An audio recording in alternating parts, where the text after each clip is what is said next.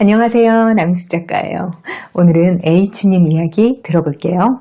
저는 요즘 절친과 엄마 때문에 감정적으로 혼란스러운 여성입니다. 제 절친은 전에 제가 입원했을 때 병문안을 오면서 저희 엄마와 안면을 텄어요.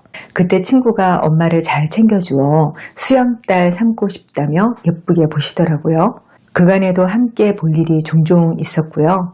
그러다 최근 몇 년 만에 엄마와 친구를 함께 만났는데 그날 이후로 내내 기분이 좋지 않습니다. 내 기분이 왜 이럴까 곰곰 생각해보니 엄마가 저를 대하는 태도와 친구를 대하는 태도가 너무 달라서였던 것 같아요. 엄마는 표현력이 부족하고 사람들하고 몸이 닿는 걸 싫어하세요. 민망하다고 생일날 축하한다는 말 한마디 안 하시는 분입니다. 빈말로라도 예쁘다고 하신 적도 없고요. 그런데 제 친구에게는 팔짱도 끼고 머리도 쓰다듬고 하셨어요. 엄마가 저하고 다툰 이야기를 잠깐 하셨는데 굳이 알리고 싶지 않은 말이 나와 기분도 상했어요. 엄마가 주변에 알고 지내는 사람이 별로 없어서 저희와 오랜만에 놀러 나오신 거였거든요. 남에게 잘 맞춰주는 성격인 친구가 엄마한테 잘해줘서 굉장히 재밌어 하시더라고요. 다음에 꼭 보자며 약속도 정하시고 여행 약속까지 잡았습니다. 이날 왠지 모르게 기분이 좋지 않았지만 티를 내지는 않았죠. 집에 와서 용기 내서 서운한 마음을 솔직히 말했어요. 엄마가 가족이 아니니 거리가 있어서 더 잘 지내려고 그랬다 하시더라고요. 머리로는 이해가 가는데 서운한 마음은 어쩔 수 없어요. 여행은 제가 생각해 본다고 했더니 제가 안 가면 친구와 둘이서라도 가겠다 하시고요. 제가 원래 질투심 있는 성격이 아니라 이런 기분은 처음인데요. 저도 제 감정이 당혹스럽습니다. 제가 마음이 넓지 못해 이러는 것 같기도 해 스스로 실망스럽기도 해요. 사연 쓰다 보니 눈물도 나는데 도대체 제가 왜 이러는 걸까요? 어떻게 하면 현명하게 대처할 수 있을까요? 사연자님 어디 가서 말 못할 얘기라 더 답답하실 것 같아요. 그냥 딱 상황만 보면 다 큰 어른이 참 철없다. 이런 말 듣기 쉬운 구도거든요, 지금. 왜냐면 엄마와 친구가 서로 알게 된 건 사연자님이라는 매개가 있어서였잖아요. 양쪽 다 서로에게 어려운 관계고 사연자님 체면 때문에 서로에게 잘해주는 거죠. 그걸 사연자님도 머리로는 아니까 더 답답하신 거예요. 오늘은 서로 다른 여러 각도에서 이 상황을 들여다볼게요. 먼저 어머니 행동이 친구 행동의 거울이라는 걸 알아두세요. 우리 뇌에는 거울신경세포라는 게 있거든요. 90년대에 신경과학자들이 발견한 건데요. 인간은 누가 어떤 행동을 하는 걸 보기만 해도 같은 뇌 부위가 활성화돼요. 그러면서 의지가 안 들어가도 자기도 모르게 그 행동을 따라하게 돼 있어요. 대표적인 게 하품이 전염되는 거거든요. 사람들하고 같이 있을 때 누가 하품하는 걸 보면 따라서 하품을 하게 돼 있어요. 어쩌면 제가 지금 하품이라고 몇 번이나 말하고 있는 이 순간 하품하는 분 계실지도 몰라요. 코미디 프로그램에서 관객이나 패널들이 웃으면 따라 웃게 되거든요. 그래서 예전 시트콤 같은 거에서 웃음소리 나는 음향 효과 넣었던 거예요. 어머님이 어려운 사이니까 더 잘해주려고 한 거다. 이렇게 말씀하셨다고 했잖아요. 그런 의지뿐 아니라 무의식적으로 친구분의 살가운 태도를 거울처럼 따라하셨을 가능성이 높아요. 원래 거울신경계는 상대방에게 정서적으로 개방되어 있을 때만 작동돼요.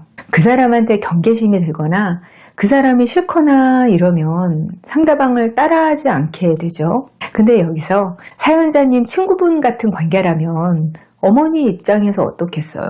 내 딸의 오랜 친구니까 경계심 없을 거고 내 딸 입원했을 때 찾아와서 위로해줘서 그 호감도 있고 그런 상태잖아요. 정서적인 허들이 없을 만한 상대예요. 그러니까 자기도 모르게 친구분이 하는 태도를 따라했을 거라는 거죠. 아마 친구분이 정말 다정한 사람인 것 같아요. 다정하게 터치하면서 마음을 여는 것도 친구분이 먼저 그러셨을 거고요. 말 예쁘게 하는 것도 그 친구분이 먼저였을 거예요. 그러면 사연자님한테는 왜 안 그러셨을까?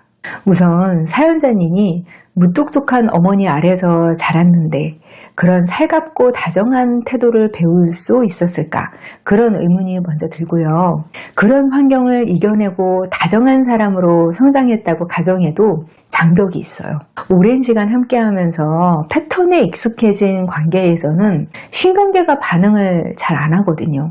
그러니까 친구분이 적당히 어려우면서도 경계하지 않아도 되는 호감인 사람이라서 그런 반응이 나왔을 가능성이 크다는 거죠.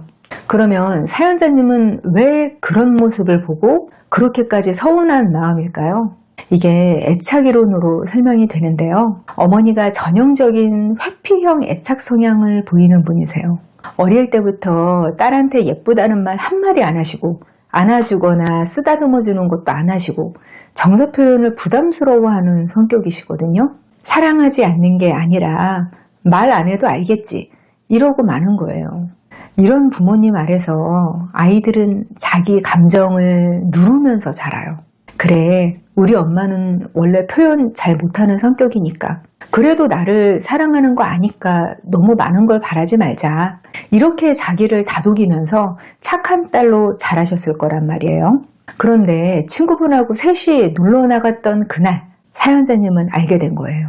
우리 엄마도 저렇게 할 수 있는 사람이었구나. 근데 나한테는 안 했던 거구나.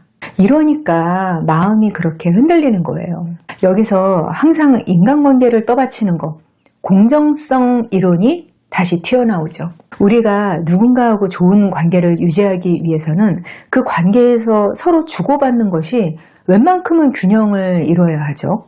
이걸 공정성 이론이라고 하는데요.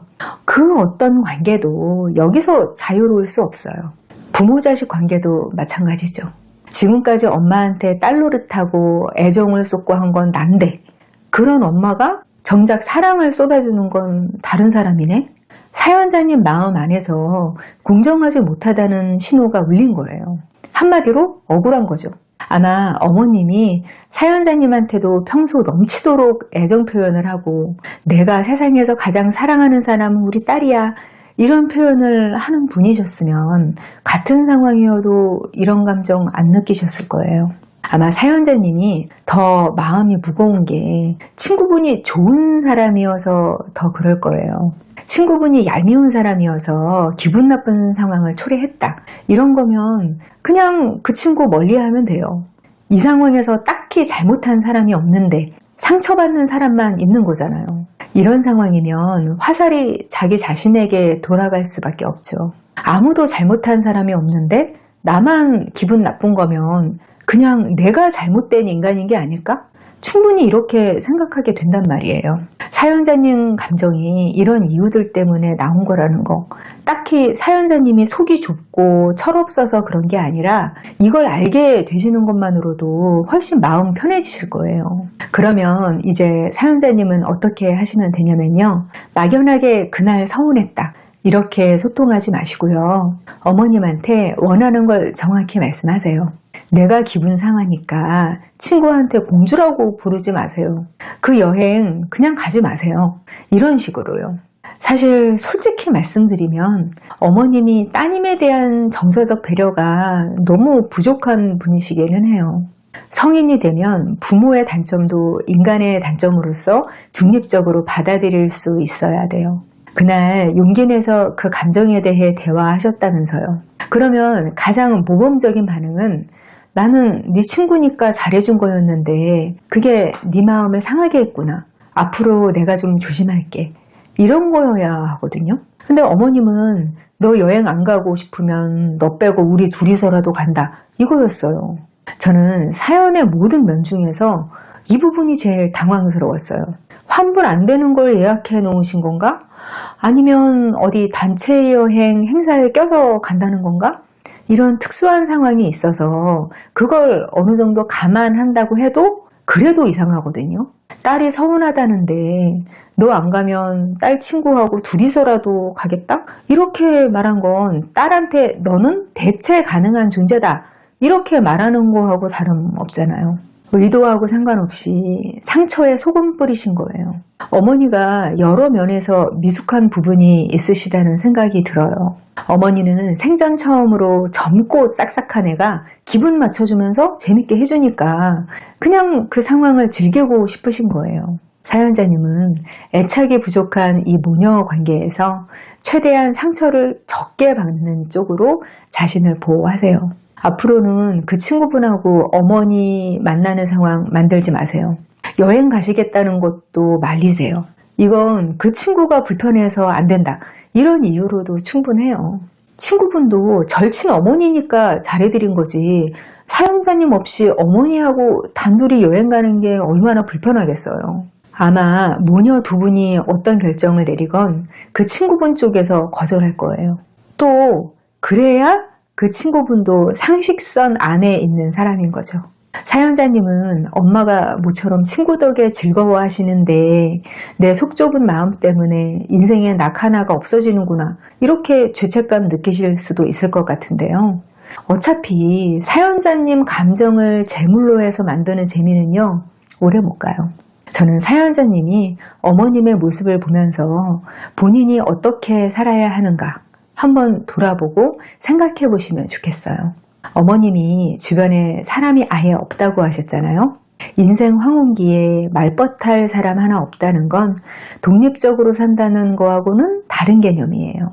혼자 지내는 시간이 제일 편하고 좋지만 그래도 주기적으로 만나서 이런 얘기 저런 얘기하고 또 가까운 곳 여행도 같이 다니고 그럴 사람들 정도는 있는 게 중위값이긴 한 것 같아요.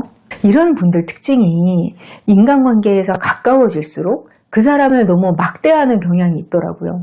사교성이 나쁘거나 무례한 것도 아니어서 안면만 있는 사이일 때는 괜찮아 보여요. 근데 친해지기만 하면 막 함부로 대해서 그 사람을 도망가게 만드는 거예요. 이런 사람들이 가족을 소중하게 대할 가능성은 적죠. 기능적으로만 역할을 하면서 정서적으로까지 배려해줄 필요를 느끼지 않는 거예요. 저는 사연자님이 어머님에 대해서 소극적으로 표현을 하셨을 수도 있다고 생각하거든요. 성장 과정에서 상처가 많았을 거다. 이런 게 짐작돼요. 원래 사람이 정서적으로 가까운 사람한테는요, 경계심을 푸니까 더 편하게 대할 수도 있고 실수도 할 수 있어요. 근데 이게 정도가 심한 사람들이 있어요. 가까이 있는 사람들한테만 상처를 주고 나 원래 이런 사람인데 너는 나하고 가까우니까 이해해줘야지. 이런 식으로 생각하는 거예요. 이게 여러 이유가 있는데요. 정서적으로 미숙해서 가까운 사이면 자기가 뭔 짓을 해도 그 관계가 유지될 거라고 생각하는 거예요. 현대사회에서 그런 관계는 이제 없거든요. 가까운 관계여서 내가 너무 선을 넘는다 싶으면 정신 바짝 차리고 내 태도를 통제해야 되는 거예요. 사실 가족이나 절친은 가장 소중한 존재잖아요. 가까우니까 오히려 더 조심하고 상처 주지 않기 위해서 내 마음의 에너지를 써야 되는데 이런 개념 자체가 없는 사람들이 적지 않아요. 이 정도도 못할 거면 그게 가족이냐? 그게 진짜 친구냐? 차라리 내가 혼자 지내고 말지. 이렇게 되는 거예요. 사연자님 어머님이 반드시 이럴 것이다. 이런 뜻이 아니에요. 가까운 사람한테 애정 표현을 너무 안 하고 엉뚱한 사람들한테만 에너지를 쓰는 사람들이 주변 사람한테 얼마나 상처를 주는가 이번 기회에 한번 생각해 보시라는 거예요. 사실 이번 일은 친구분과는 별 상관없는 일이고요. 어머님과 사연자님의 관계가 이 일을 계기로 드러난 것일 뿐이에요. 원래 별거 아닌 일로 감정이 요동칠 때는 그 전까지 누적된 뭔가가 있는 경우가 대부분이죠. 그러니까 어머니와의 관계는 어른 대 어른으로 중립적인 시각에서 다루시고요. 사연자님은 가까운 관계를 다루는 태도에서 어머님을 닮지 않으시면 좋겠어요. 말하고 표현하지 않아도 전달되는 감정이나 메시지는 없어요. 제가 보니까 본인들은 말하지 않아도 안다고 생각하는데 알고 보니까 각자 서로의 뜻을 잘못 알고 있었던 경우도 많더라고요. 어른이 되어서도 우리는 배울 게 많거든요. 특히 인간관계나 자아를 다루는 면에서는요. 어른이 되면서부터 시작이고요. 70, 80대가 되어도 배움이 끝나지 않아요. 사연자님이 어린 시절부터 결핍이 있던 자아에서 벗어나서 더 성장하시고 또 어머님보다 더 어른이 되시면요. 그때 가서 오히려 어머님이 변하실 수도 있어요.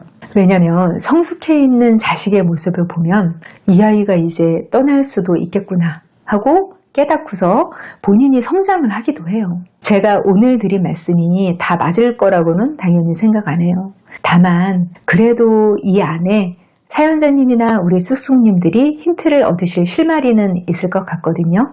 비슷한 고민으로 힘드신 분들께 도움이 되길 바랄게요. 마음 성장에 도움되는 책 마음을 가지러니 꼭 읽어보세요. 왜 알면서도 마음이 마음대로 안 되는지, 힘들 때 어떻게 나 자신을 구해낼 수 있는지, 또 어떻게 하면 질 높은 일상을 살 수 있는지 마음을 가지러니를 읽으시면 스스로 답을 찾으실 수 있을 거예요. 저는 다음 이 시간에 여기서 다시 만나요. 기다릴게요.